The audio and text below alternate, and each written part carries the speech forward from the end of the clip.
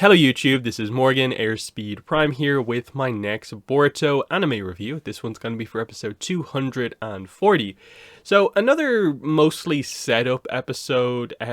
Again, not an episode that was bad by any means, it just didn't do anything that was particularly incredible. It played its role within the arc properly as a setup episode and builds us up towards some of the more interesting things that have been recently introduced, in that we continue to set up the idea that Amari is going to basically have, I suppose, some sort of a naval fight against Chojuro at sea, and how's that going to go down, in that obviously the whole setup for this arc is that Chojuro won their first fight, but I'm guessing we'll reverse that here because Chojuro doesn't have his ninja blade, and that will require the other characters to come in and actually defeat the villains. So that's happening in the background, and hopefully we get to see some of that, make it really dramatic, because I want to see what Amari's kind of power is, because obviously this episode answered a few things with regards to oh yeah, 100% Ikada is part of that family, in that he is the one who saved Boruto with the webbed hands. That gets confirmed in this episode, and we also get confirmation that the daughter of Amari is actually Ikada's sister. So it fully interlinks all of those things. But obviously we are still waiting for, I suppose, the big thing, which is the exact reasons why Ikada actually left the Fanado in the first place. Because this episode tried, I think, to bring up a few things. They brought up some of the themes of the arc, which is how do you feel about the fact that the village is building these machines to sort of calm down the waves, whereas you're all about being at sea, you're a shipbuilder. And I guess the point that they're going for here is just that he agrees with the Fanato ideals to some extent, but doesn't agree with the extremes that they're going to, and so left them because he's just not like them. Now, a very interesting point was that relatively early on in the episode, they do have Ikada mention that he has an older sister, and that she is the only one he stays in contact with from his family.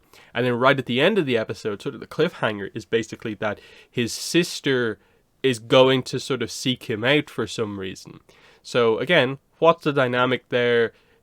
Does she actually care about him, and will they actually make her a more nuanced character, sort of in the middle between sort of her father on one side, Ikada on one side, and is she more in the middle? Or is she just going to sort of manipulate things and kind of reveal that, oh yeah, I supported you, but I'm actually sort of just a spy for the family to keep an eye on you? Is that going to be the angle?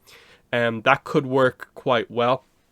But yeah, the next episode is called Ikada's Secret, so this is going to get revealed next time out, because the preview for the episode seemed oh no, are we just getting the crew working in the kitchen for an episode? This seems very fillery, and I don't use the word fillery that often to describe episodes, but that was looking like it was going to go.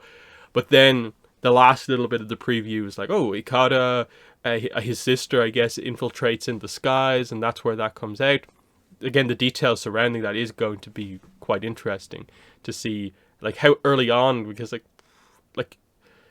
how connected is he to the family's sort of ideals and all these sort of things?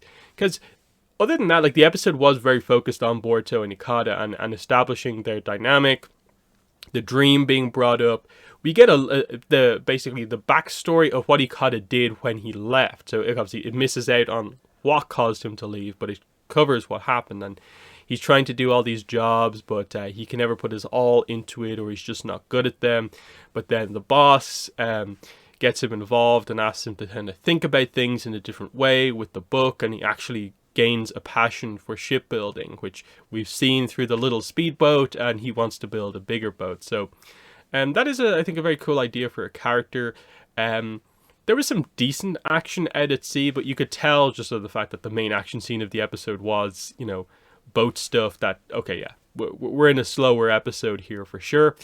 They save a guy from the water, there's a little bit of a discussion about that, but Boruto effectively kind of forces Ikada to do the right thing, but we know Ikada has a good heart because he saved Boruto, so he wants to do these type of things, and Boruto is just further I suppose, guiding Ikada down that path. And I'm guessing that's what they're maybe going to go for here. The family will probably want Ikada to side with them, but Boruto and the boss will be the main things that keep Ikada on the right side.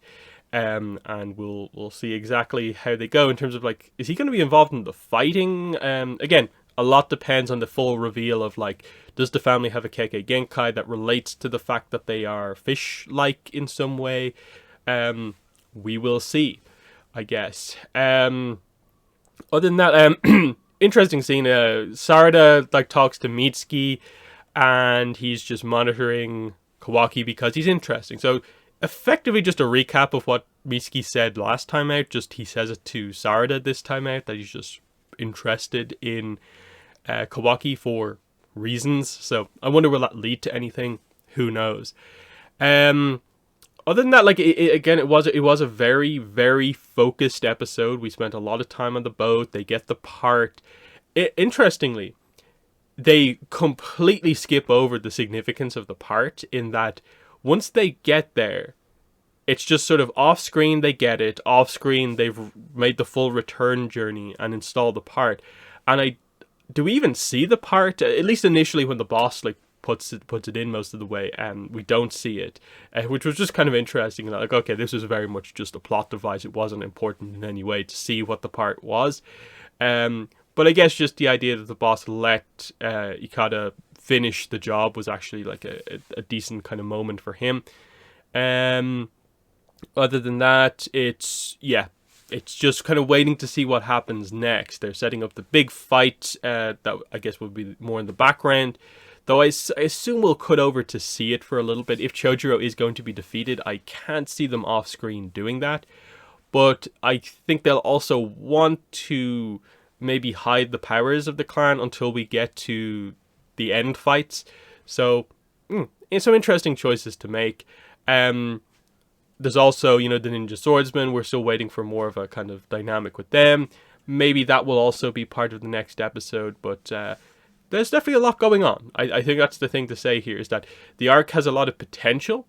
They're not using a lot of that potential episode to episode, but depending on how they do the resolutions, it could be very good. But for the most part, a lot of the episodes are sort of middle of the road, average, more leaning towards good, some of them very good, but nothing terrible so far. So just a solid arc that I'm intrigued by, but it's not blowing me away.